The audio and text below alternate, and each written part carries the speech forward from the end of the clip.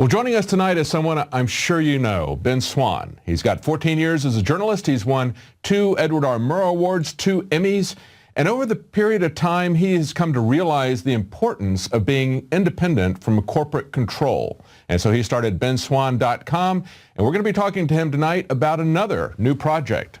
It's nice to meet you, Ben. Thank you so much. I first found you on the internet when the 2012 elections were going, and you were doing excellent coverage on the primaries especially. Thank you.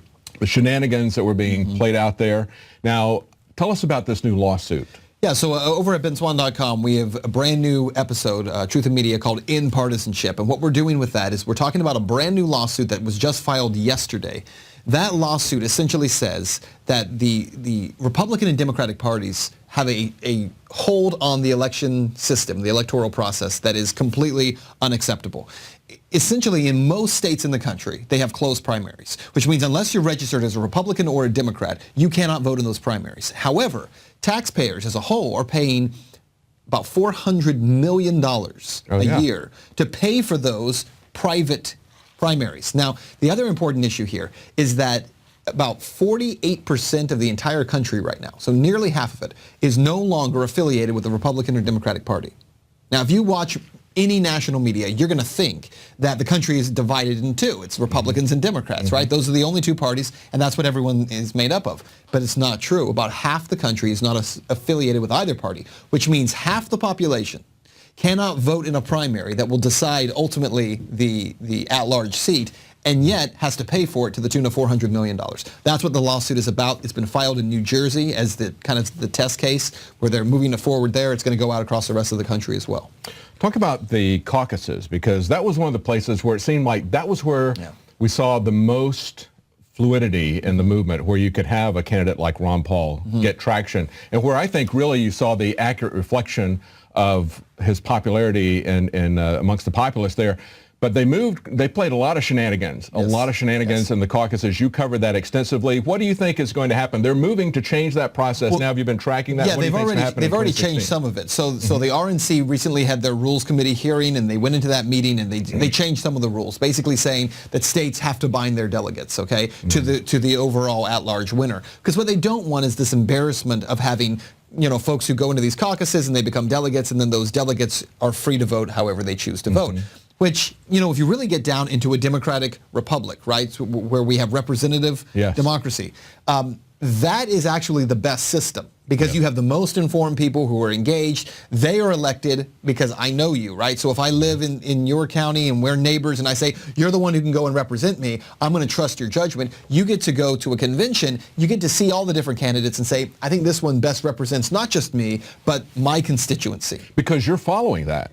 You're the guy you delegate somebody to be your representative. That person is really going to cover it closely, because you don't all have the time to do that. You don't have the time to look at all those nuances, and that's the way the political conventions used to be. Well, that's you used to go to these political conventions, and they would have it up for grabs, and people are meeting each other. Now, of course, they're cutting some backroom deals. They say we want to get rid of the smoke-filled rooms, but still, now what you're having is a very shallow discussion, and people getting elected that nobody knows. And if you can get your neighbor elected, that's a very different thing than having a smoke-filled room with a bunch of professional politicians. And keep in mind, too, that the conventions didn't used to be coronations. The conventions were set up so that candidates would actually go there and make their case as to why they should be the candidate. But we don't want that anymore, because it's a top-down approach, right? The Republican Party, the Democratic parties are top-down approaches. The party bosses ultimately decide who gets to have, be the representative of the party, and they're going to base it on a few factors, basically who's going to tote the party line the best, who's going to have the most connections to special interest groups,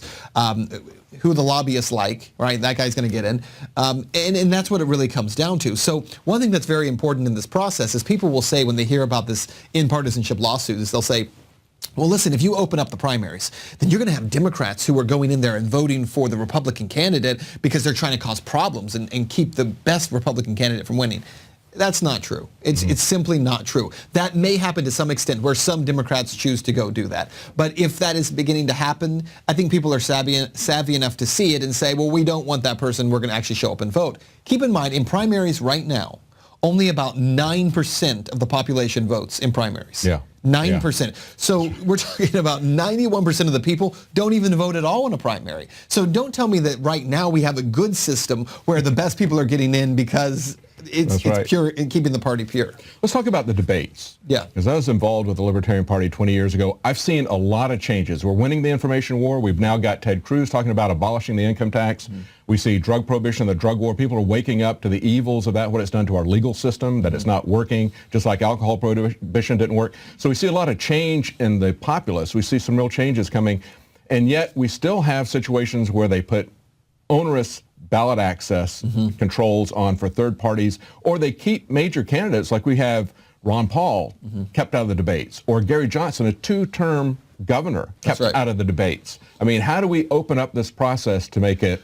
Well, when we're talking about presidential debates, it's important to remember that the presidential debates are put on by the Commission for Presidential Debates, which at face value sounds, oh, that sounds good. But then when you actually find out what it is, it's a representative from the Republican Party and Democratic Party who ultimately decide who gets to be in the debates. Yes. Well, that's a terrible system, right? The League of Women Voters actually quit being involved in the debates in 1984 because they said the two parties are trying to block everyone else from being a part of the system. And that's why they actually quit putting on those debates. They had actually sponsored every televised presidential debate prior to 1984. So where we are right now is we have a system where I think we're going to have to see some lawsuits. I know that Gary Johnson was part of a lawsuit in 2012 in order to try to force his way into debates. It wasn't even heard.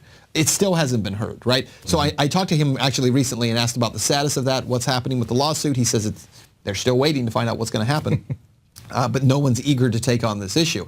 I think as we see new media continue to explode, I think as we see the continued growth of the Libertarian Party around the country, the idea of independence continuing to grow. I mean, half the nation, as I mentioned, are no longer affiliated with Republicans and Democrats. And I think I'm involved in a process called Open Debates 2016, where we're working very hard to try to create an alternative debate to the Commission on Presidential Debates. But what I would really like to see is, include any candidate who has ballot access enough to win the Electoral College. Yes. If you can do that, you should be allowed in the debates. I think that's a very reasonable thing, and I think that a lawsuit should be able to make that happen. I would hope that it would be heard. I would hope that that would take place. I believe this. If you would put Gary Johnson in the debate in 2012, I don't know if he would have won the White House, but I believe it would have had a significant effect in the numbers that went to the Libertarian Party. Yes, absolutely. Now, I think we're having a lot of victories here. You're having a lot of victories. You're reaching a lot of people. We're reaching a lot of people. The control point that we've been talking about is the elections, but there's another control point, and that's the internet. When you were talking to Alex Jones, you talked about how it's the Gutenberg press of the 21st century. That's right.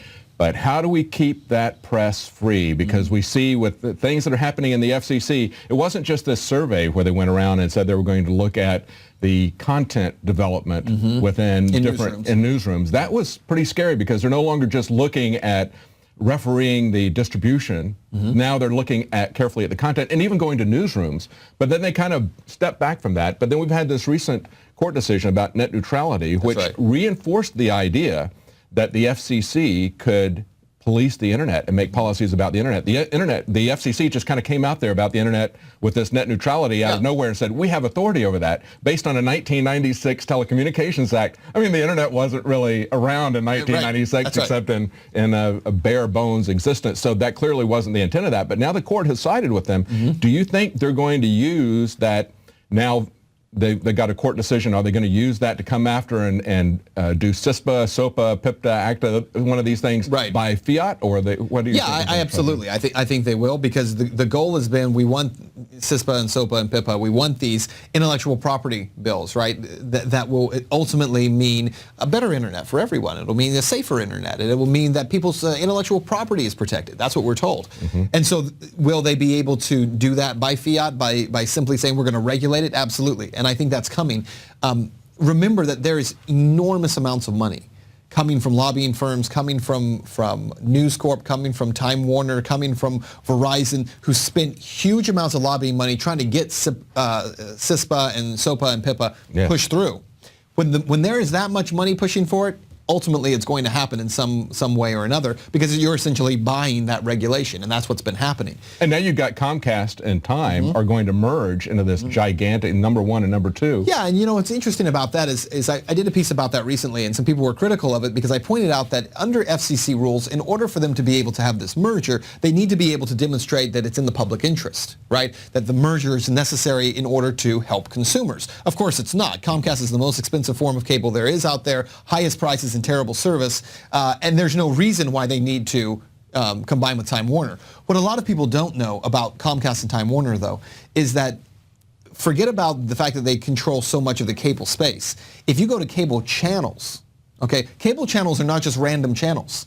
Comcast owns about 60 to 70% of all the channels that are on cable, regardless of the carrier. Time Warner owns another 20 to 25% of them.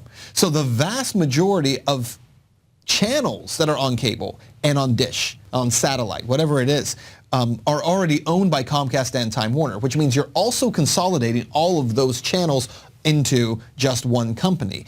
Now think about this. If I as well as Hollywood studios too. I mean, that's right. The media empire is just amazing. So you've got not only the pipeline, but the content generation is all being consolidated into one entity. company. Yeah, that's exactly. right. Now think about this for a minute. So you've got a guy like for instance Glenn Beck, right, who has the Blaze, and some people like him, some people don't like him. But Glenn is trying to get the Blaze onto cable carriers. He can't get it on.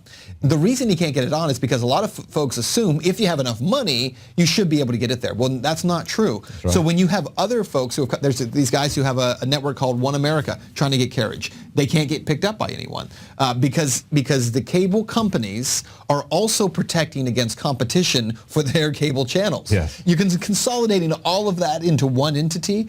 It's a very scary thing. The other point though about net neutrality, the worst possible conclusion came out of that court's decision. Yes. The court ultimately decided that net neutrality did not need to exist, right? That companies like Verizon and Comcast, they don't have to allow people to access your website.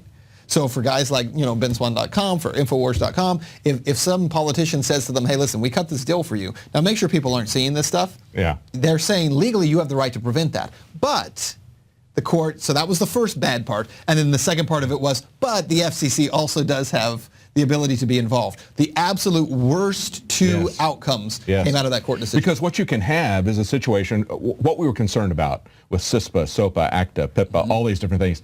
So they can just make an accusation that you have a copyright violation and shut you down before you have your day in court, before you have due process. It's just like the NDAA, but for free speech. Absolutely. For media organizations instead of individuals. And we've seen that happen over and over again. We've seen it with the war on drugs, where they seize everybody's property without even charging you. Or maybe they charge the inanimate object with a crime, and they don't even charge you, but they keep the property.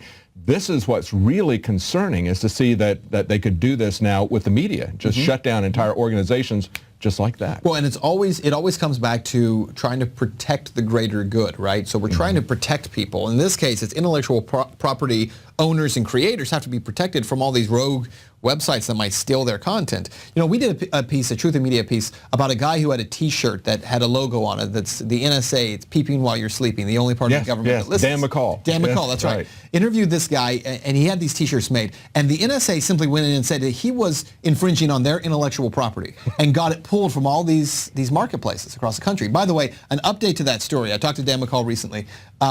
He's now won his lawsuit because the NSA backed down instead of letting it get to court, because they were headed to court. NSA and DHS have both been pulling this on him. They both backed down. Not only did they do that, but they both issued letters saying that he was in the right and they were wrong to have had his stuff pulled down. Well, of course, because they don't copyright anything.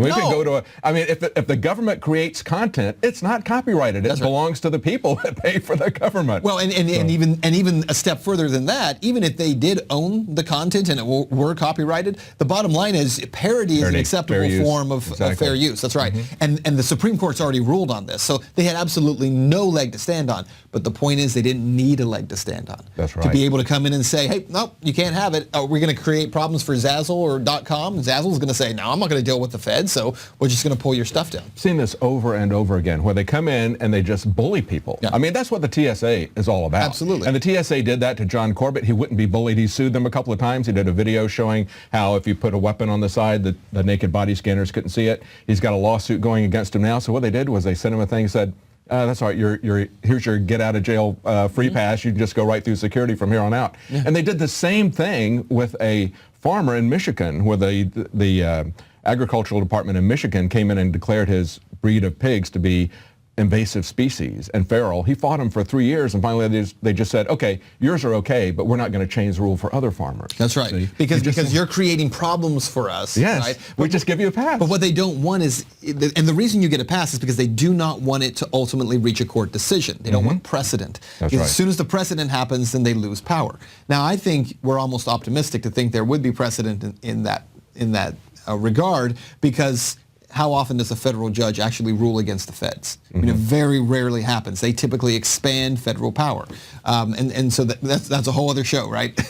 But I think there is a major issue here when it comes to the fact that government does not want these things in court. They do not want court decisions on them because they are afraid, knowing that exactly what you said, they're just running over people. And they're bluffing people. So how do we get, Ben Swann, how do we get people to not just one isolated farmer or one person at the TSA or one person with a T-shirt business? How do we get everybody to stand up and say, you're not doing that to us? Well, I think that's a $64,000 question, right? That's right. And I think it's that's what we're tough. both trying to do, right? That's right. I think it's tough. And I'm not sure that it's going to happen soon. Look, I think it's little battles. You win little battles along the way if you plan to win the war. And too often, I think people, especially in the liberty movement, are waiting for a silver bullet. They're waiting for some moment that's going to cause this whole house of cards to fall down. It doesn't work that way. It doesn't. You know, G. Edward Griffin said something to me one time. He said, it took us 100 years to get to this point. 100 years for progressives, regardless of which party they're in, for the progressives in society to dismantle constitutional freedom. He says, and people want to put it back in 2 or 3. And it doesn't work that way. It's a process. So here's what I'm hopeful for, is that as we continue to expose these things, that my children, when they become adults, live in a freer nation than I do today, and that their children live in a freer nation than they live in. And I think if we can be progressively, because I guess we're the liberty progressives, right? We're progressing liberty. As we move forward in liberty, as we move forward in these ideas that are actually old ideas of individual freedom and prosperity, that generationally, we will see a shift take place. And I think we have to take a page out of what the progressive movement did over the last 100 years. Very patient, took their time, dismantled one thing at a time in one area at a time. And they seized the moral high ground with semantics, absolutely, by claiming the name of liberal and progressive and that sort of thing. Right. They weren't. But they took a specific approach to education. They took a specific approach to media. They took a specific approach to politics and government. And I think that's what we're lacking. I think that we need, within the liberty movement, a much clearer strategy for how are we dealing with education? How are we dealing with media? How are we dealing with politics? How are we taking all these areas of business and finance and bring them all together and say, here is our strategy. We need that same kind of mentality that puts it out on paper and says, this is what we want to do. And it's more difficult for us, because I heard G. Edward Griffin say, we need to work collectively for individual liberty. And that's a hard mindset, because we're all these individualists. We want to go our own way, and we don't think collectively. That's where they've got the advantage over us, because they always think as a group, and they always because work it's a top-down approach, right? Somebody says, here's the plan, now everybody go out and execute it. And I think that for the purposes that we're talking about, because if we are to work that way together, does not require that we give up individual liberty in our own lives to also have a strategy that works collectively. I think we can be collectively strategic without being giving up our rights as individuals. Exactly. I think so too. Well, it's great talking to you. Likewise. Really Thanks so much for having me on. And you good guys luck are doing to you. Great work here. Thank you. So you're doing excellent work as well, and we look forward to seeing what's going to come out of it. Thanks so much. This lawsuit. Thank you. We hope that you'll support his effort. That's inpartisanship.org, and of course his website is benswann.com. It's important for you to support truly independent media like Ben and like InfoWars.